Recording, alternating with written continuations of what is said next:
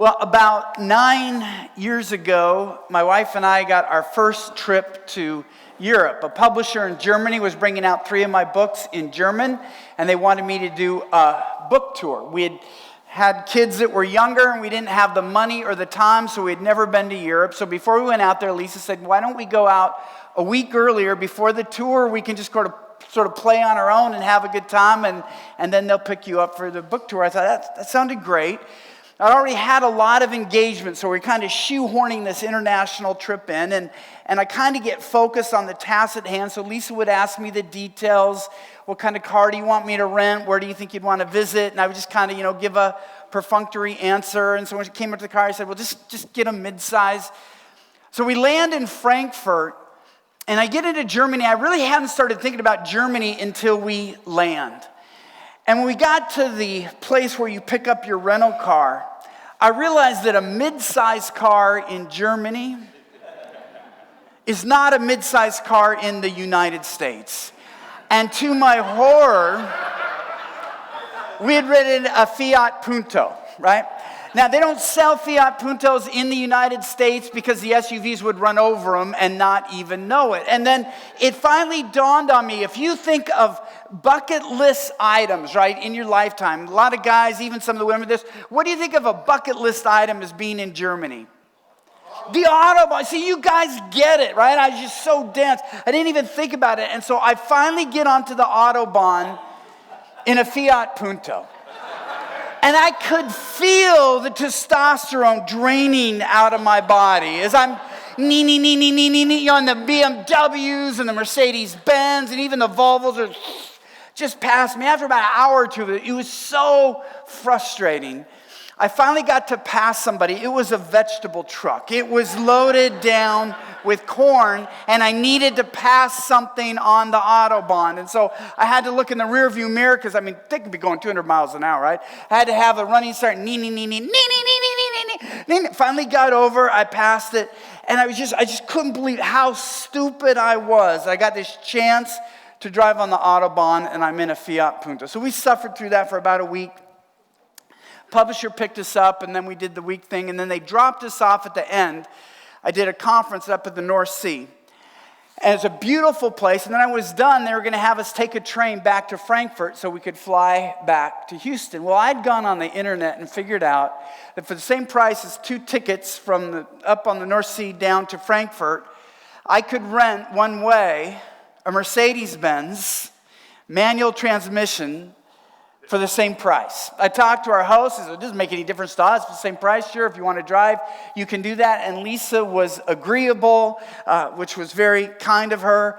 And so on our way back, I finally got to drive on the Autobahn in a car worthy of the Autobahn, a car designed for the Autobahn. It was 2 entirely different experiences. If I'd never gotten to done that, I never really felt like I'd driven on the Autobahn. In the same way in marriage, you might be married and another couple might be married, and you feel like you and your spouse are in this Fiat Punto, right? You're sort of puttering along, and then here come the BMWs and the Mercedes Benz, and maybe they've been married half as long as you are, and you thought, how do I get from the Fiat Punto into the Mercedes Benz or the BMW where I could really experience what it's all about? It won't happen by accident. The reason marriage can be difficult, the reason that marriage can be good, you could feel like you're driving a Mercedes-Benz and then wake up and feel like you're driving a Fiat Punto. The reason you can happen is the biblical reality of sin, the fall. And because of the fall, drift is always downward. Ever thought that? Whenever you drift, you always drift downward. D.A. Carson wrote this. One of the most striking evidences of sinful human nature lies in the universal propensity for downward drift. You don't drift into physical fitness, you drift into becoming a couch potato. You don't drift into becoming wise, you drift into watching mindless television. And you don't drift into an intimate marriage, you drift into becoming strangers. If it's not an intentional pursuit to keep growing together, Because, you could be in great shape one time and then you drift and you're not in good shape even though once you were. Same thing can happen in marriage. If it's not a continual, intentional pursuit, it shouldn't be surprised if you feel distance in your relationship. Before you reject the spouse because your relationship has become distant, I want you to reject the drift. And I want to give 4 spiritual keys, really, where the Bible helps us. These are ways that we follow through on our vows. I've never had the guts to do this, really, but when you ask couples this and they say, I do, I kind of want to have them add, and I will. It's one thing to make a promise on the day you get married. I do. I agree this is. But the question is, will you continue to do that? And these are the 4 attitudes. It's 4 things that Jesus calls us to do and be, that if we keep doing them, our marriages will continue to grow in intimacy. So let's just get right into these 4. We don't have a lot of time. The first thing is honesty. First thing is honesty, for saying, I will. Guys, this is what most of us fear most. By guys, I mean men. For whatever reason, we are terrified of letting our wives in. Some of you wives may not realize, but some of us, we're just astonished we got one of you to marry us. Maybe we were the ones that were cut from the team or fired from the job or rejected from the college or whatnot. And we feel like if you really got to know us, you'd be so appalled at the choice you made that you wouldn't stand a chance of staying with us. Now, some guys, you think you're the gift to everybody, so that you're different. But for a lot of us with that insecurity, that's a problem. And here's the thing I'll tell you guys in those marriages, when I talk to these wives, they're more terrified of what they don't know than what you would tell them. What they think it might be seems far worse to them. They would rather deal with what is, and they know when we're not letting them in. And you can't rebuild your marriage without a commitment to a new kind of honesty. I was working with a young couple, and the wife, committed believer, knew something wasn't right. And she talked to her husband and she said, look, I'm the kind of woman who will work through anything. She goes, and I mean anything to keep this marriage together. I just need to know what we're dealing with. She opened wide the door. Let's be honest. Let's be intimate. Let's be real with each other. And he shared probably the 10th most significant sin that was going on in his life back then. She opened up the door. He jettisoned. He refused it. So when inevitably the truth comes out months later, the marriage is over. She certainly had biblical reasons, but she realized, I can't rebuild a marriage with someone who won't be honest with me. That's what happened when dishonesty wrecked a marriage. When honesty helped rebuild a marriage, it was with a guy named Justin Davis and his wife, Tricia. He seemed like a great catch to her when they got married. He was a pastor. He was a zealous Christian. He seemed to be really relationally involved. What she didn't know was that he'd had a lifelong battle with pornography. And he had kept it from her, and he'd been hiding it from her. And here's the problem with deception. It grows. It becomes a part of us. And eventually pornography alone isn't enough, so he decides to have an affair with their best friend. Yeah, imagine Tricia in one horrendous night to realize she has lost her husband, her pastor, and her best friend. It took weeks and months. I don't have time to get into the whole story about how the marriage was put together, but she was willing to forgive. Justin was willing to be honest and do the work. And as they look back, they would say what really saved their marriage was a new commitment to honesty, because Justin realized it was his commitment to deception that kept them from growing their marriage in the first place. So he has these 4 questions that he keeps asking himself so they can keep pursuing honesty. The first one is this: is the fear of consequences of the truth greater than my commitment to tell the truth? We don't want to be honest because we're afraid of the consequences, but that keeps us in the dark. It keeps us in dishonesty. Am I telling myself the truth? Deception becomes a character issue. We lie to our spouse. We end up lying to ourselves. Is there a truth I have distorted or am distorting right now? And is there something I've withheld or am currently withholding from my spouse? I'll say this, we can only be as intimate with each other as we are honest. And it's not just about each other, it's about God bringing God more into the relationship. I realized one time, I really can't imagine anything that my wife isn't okay with that God is. Maybe. I don't know that God minds if I occasionally have a chocolate chip cookie or a bag of Doritos. It may not be the big compromise to him that it is to my wife. But for serious substantive issues, really, if my wife would have a problem with it, God would have a problem with it. And so when I am hiding from my wife, ultimately I am hiding from my God. What you are hiding from your spouse, in some sense, you are probably also hiding from your God. And we can't be close to God if we're not honest with God. Jesus said, I am the way, the truth, and the life. To push out honesty is to push out God. And I'll just tell you this, lying destroys personal peace. If I am lying to my spouse, I'm afraid of my spouse. I'm dreading the day my spouse finds something else. There can be no peace in a marriage where there's deception. There can be no intimacy because if I let her in, if you let him in, then they might discern what else is going on. And the fear of that keeps you from letting them in at all.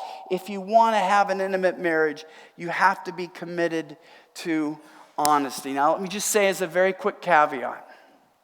If this is a big thing, you need to talk to a counselor or a pastor and not have a conversation tonight, okay?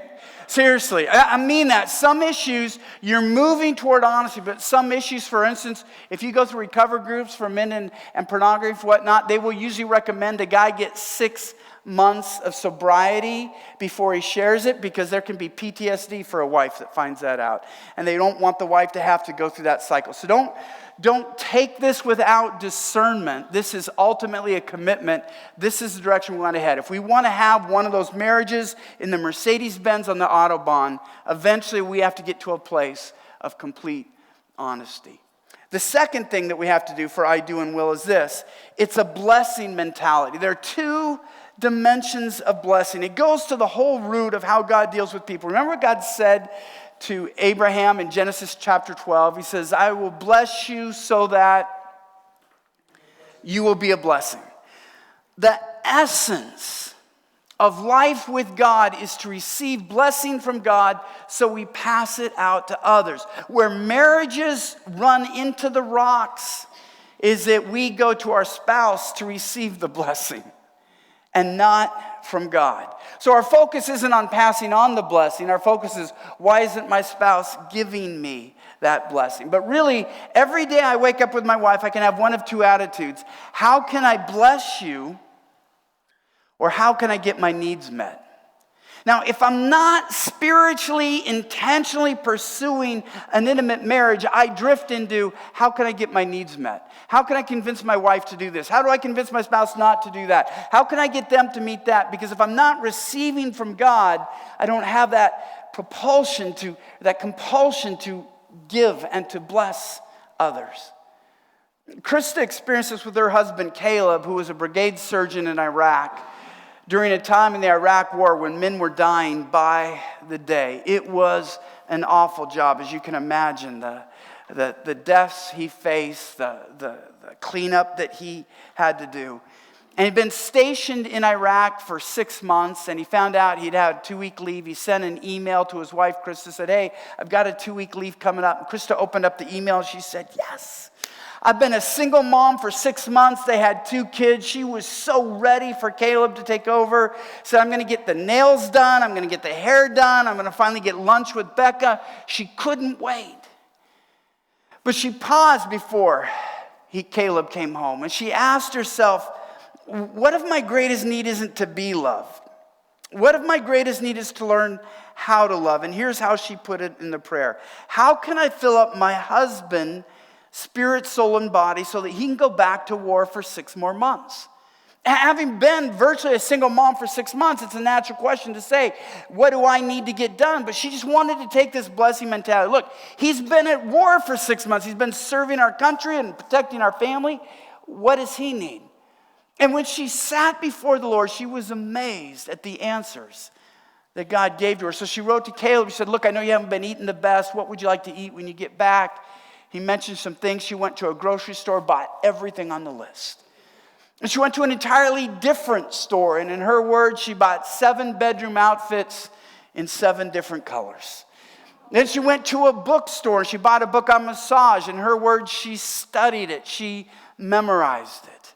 And then she arranged 24-hour childcare for when her husband first got home. She figured he's been a soldier away from his wife. He's going to want to enjoy her. There are things the kids shouldn't hear or see. Let's just get them miles and miles away. So Caleb came in, and in her words, she says, there's just something about guys, when they return from war, that the stench of war just stays with them. So she brought these fresh civilian clothes. They went out to dinner, and the kids had a good time, but then she had a really fun place for the kids to go. They finally arrive home, and Kristen knows that Caleb's love language is physical touch, so she ran a bath, and I'll let her pick up the story from here. She said this, I straddled the tub with my big sponge and began to cleanse the smells of war. And as I washed the odor of war away, I prayed to cleanse his soul from the spirit of death and destruction. As I washed his head and hair, I prayed, Lord, let nothing he has thought harm him. As I wiped his eyes, I prayed, Lord, let nothing he has seen stay in his heart. As I washed his ears, I prayed, Lord, let nothing he has heard touch his spirit. I washed and prayed over every part of my husband, begging God that nothing would take root, that all evil would be washed away. So I read this account, I thought, what a spiritual moment. This woman is welcoming her husband home from war. He's been sacrificing himself. She's literally anointing spiritually every part of his body. Lord, to help protect us, he's seen terrible things. Heal his eyes. He's heard awful things. Heal his ears. I mean, it's just such a spiritual moment in a marriage. And then it becomes very physical. She gets in the tub with him, cleans up a little bit. She says, all right, honey, pick a color. He said, what? She goes, pick a color. He's like, why? She goes, just pick a color. You'll be glad you did. Blue. She got out of the tub, came back in a blue bedroom outfit, and in her words, we made love in the 5 times in the first 24 hours he was home. Was this even physically possible? I don't know, that might take Marine training, but that's Caleb's story, not ours. A couple days later, Krista put the massage techniques into practice. It's in the middle of the afternoon. Caleb fell asleep for 2 hours. He wakes up and he's just groggy and he says, honey, that was amazing. I didn't sleep like that the entire time I was in Iraq. Now, Caleb also stepped up. She got to get her nails done. She got her hair done. She got to have that lunch with Becca. But the 2 weeks went by before she could believe it. And they were rich weeks for her. Here's how she described them. Our 2 weeks were a supernatural feast of intimacy with the Lord and with one another.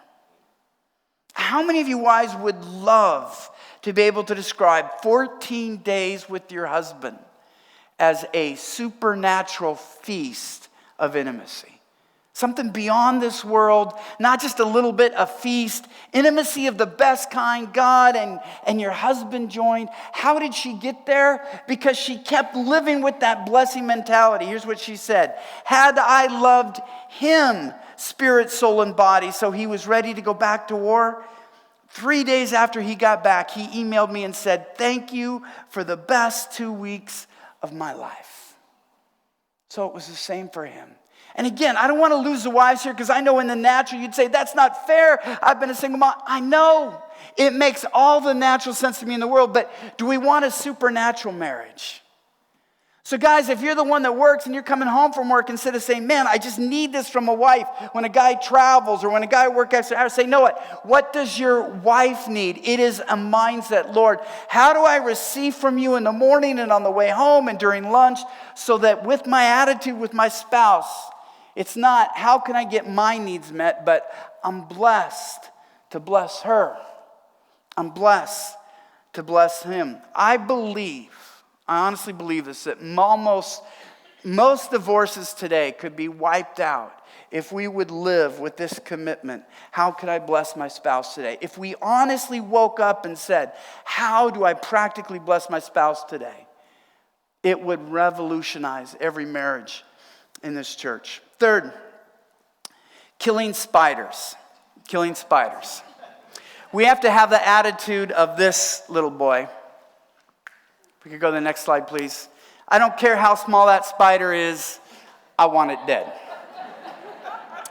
Here's what I mean by killing spiders. I don't have a problem with spiders. They never freak me out, but Lisa hates them, especially if they're inside the house. She's not expecting to see them, and she sees a spider, I kill it because it bothers her. Being married to Lisa makes me want to kill something that bothers her. I don't have the issue. She's got the issue, but my commitment to being married to her and her welfare means that spider has to die.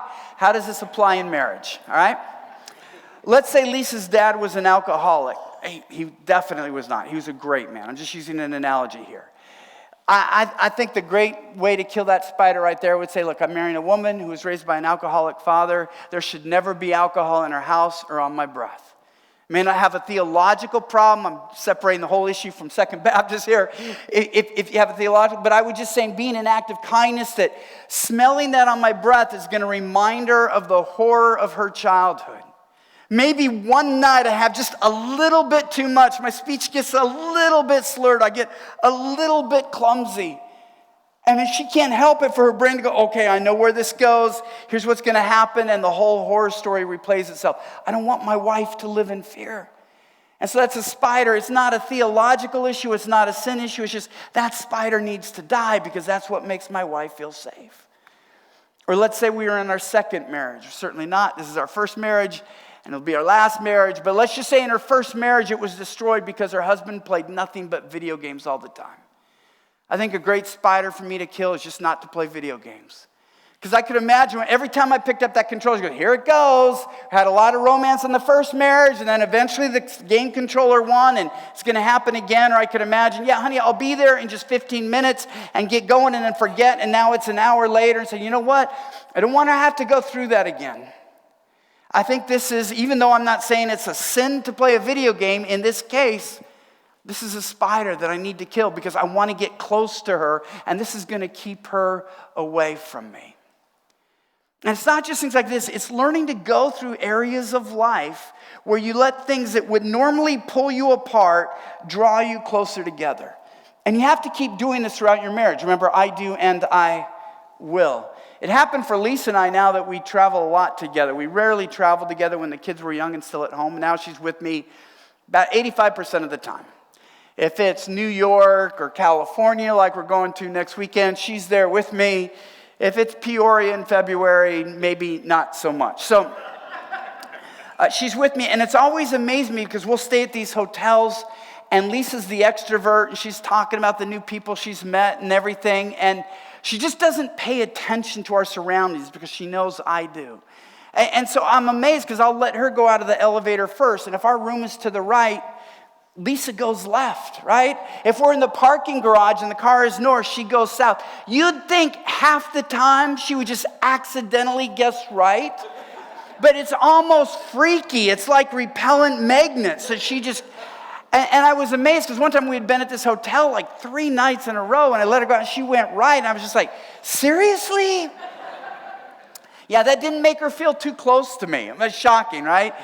And so I thought, well, that didn't work out so well. So the next time it happened, all I did is I just stayed where I was. And she kept walking and talking for about 20 yards until she realized I wasn't there, and she looked back.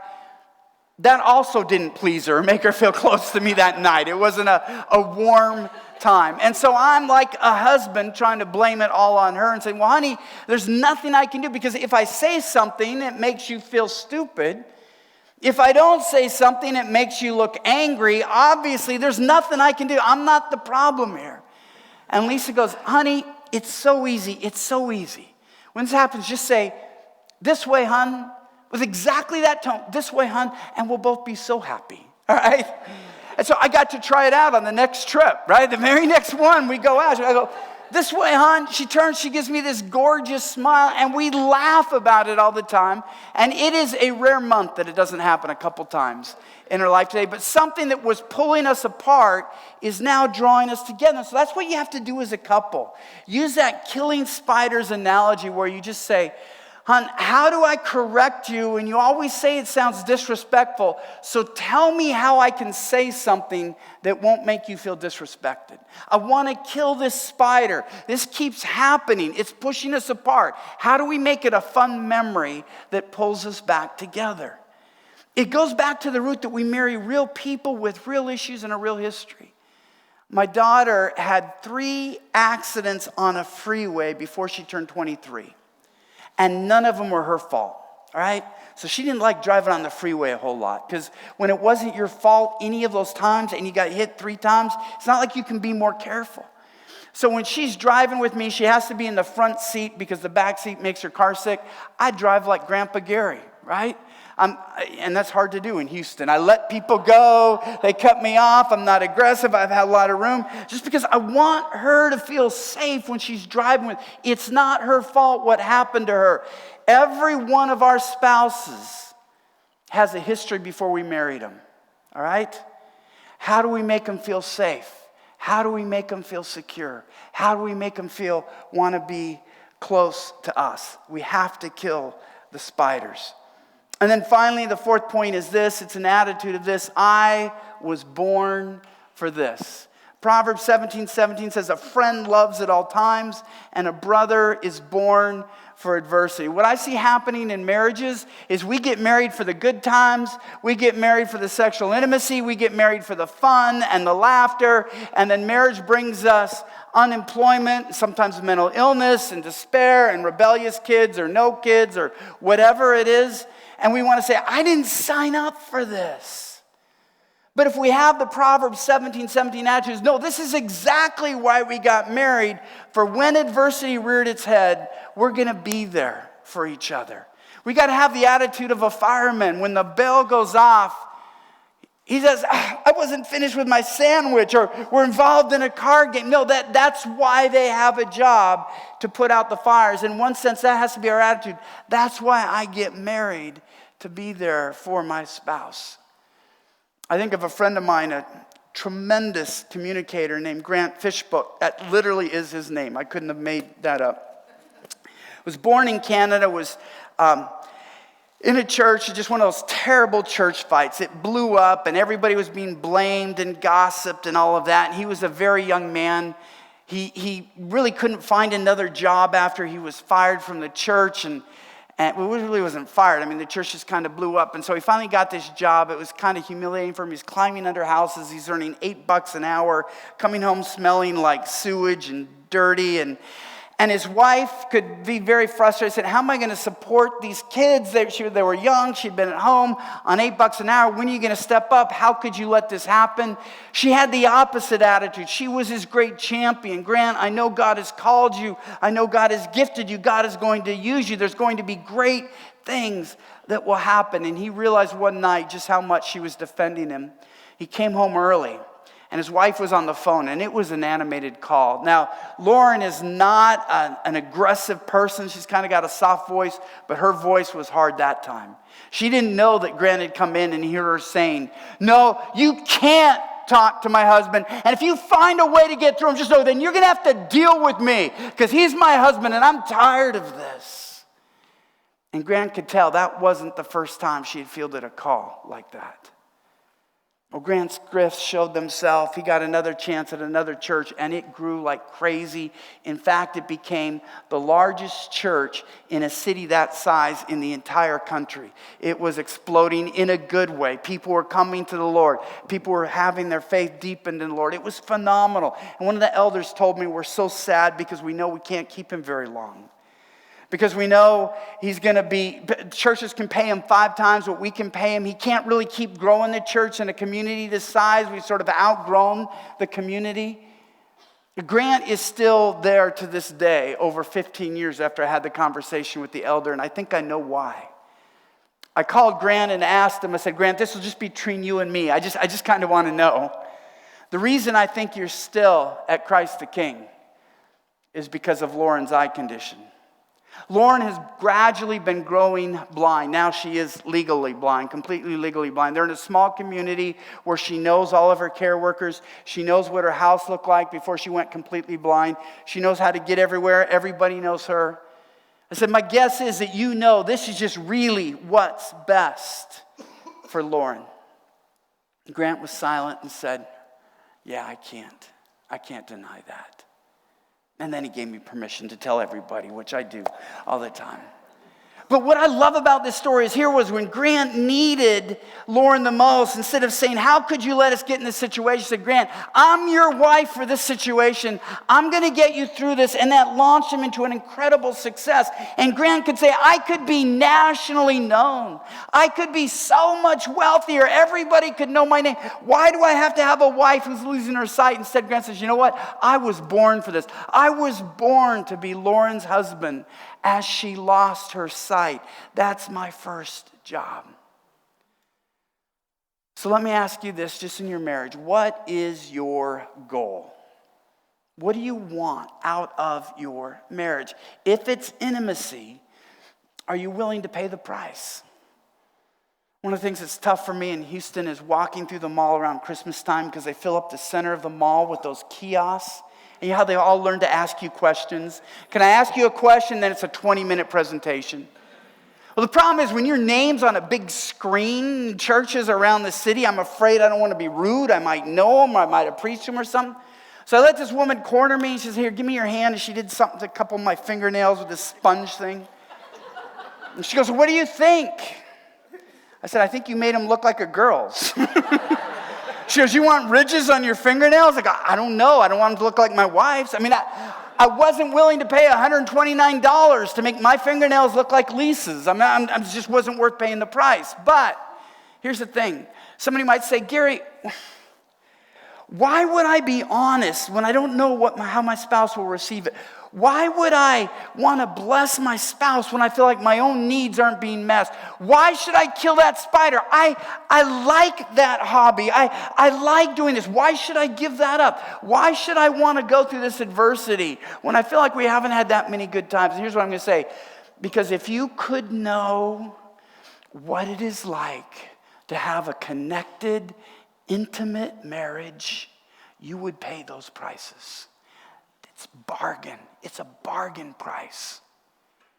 Because I don't know that there's anything on this earth other than a relationship with Jesus Christ that can match that intimate marriage where all four of these things are firing on all four cylinders.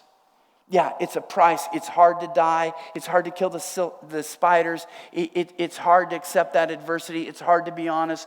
But what it provides is so much better than independent hobbies and hiding from each other and resenting each other and being selfish. If you've tried the other way, being selfish and blaming each other and lying, you know it's no fun.